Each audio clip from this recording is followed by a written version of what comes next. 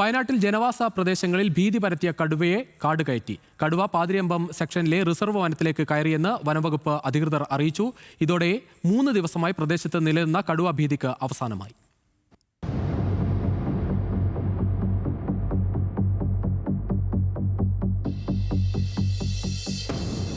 ദിവസം നീണ്ട ശ്രമകരമായ ദൗത്യത്തിനൊടുവിലാണ് ജനവാസ മേഖലയിൽ ഇറങ്ങിയ കടുവയെ കാട് കയറ്റിയത്.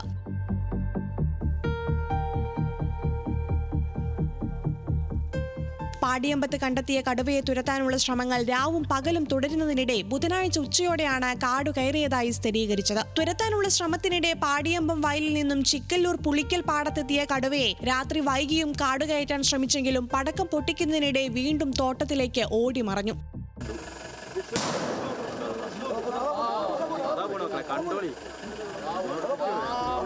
രാവിലെ നടത്തിയ പരിശോധനയിൽ കണ്ടെത്തിയ കാൽപ്പാടുകൾ കേന്ദ്രീകരിച്ച് നടത്തിയ പരിശോധനയിലാണ് കടുവ കാട് കയറിയതായി സ്ഥിരീകരിച്ചത്.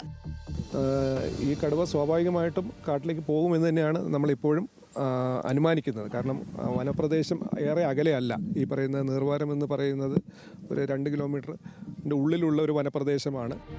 പാടിയമ്പം ഉന്നതിക്ക് സമീപത്തെ കാപ്പിത്തോട്ടത്തിലാണ് കടുവയെ കണ്ടെത്തിയത്. തുടർന്ന് വനം വകുപ്പ് കുംകികളെ എത്തിച്ച് കടുവയെ കാടുകയറ്റാൻ ശ്രമം തുടങ്ങി. ഇതിനിടെ പലകുറി കടുവ സ്ഥലം മാറി. കാടുകയറിയെങ്കിലും കണിയാമ്പറ്റ, പനമരം ഉൾപ്പെടെയുള്ള ജനവാസ മേഖലകളിൽ ഭീതി പൂർണ്ണമായും ഒഴിയുന്നില്ല. വനമേഖലയിൽ വനം വകുപ്പിന്റെ നിരീക്ഷണവും പെട്രോളിംഗും തുടരും. പ്രജനന കാലമായതിനാലാണ് കടുവ കാടിറങ്ങിയത് എന്നാണ് അധികൃതർ പറയുന്നത്. വയനാട് വന്യജീവി സങ്കേതത്തിൽ ഉൾപ്പെട്ട 112 എന്ന 5 വയസ്സുള്ള ആൺകടുവയാണിതെന്നും കടുവയ്ക്ക് ആരോഗ്യ പ്രശ്നങ്ങളില്ലെന്നും വനം വകുപ്പ് വ്യക്തമാക്കി. ന്യൂസ് മലയാളം, വയനാട്.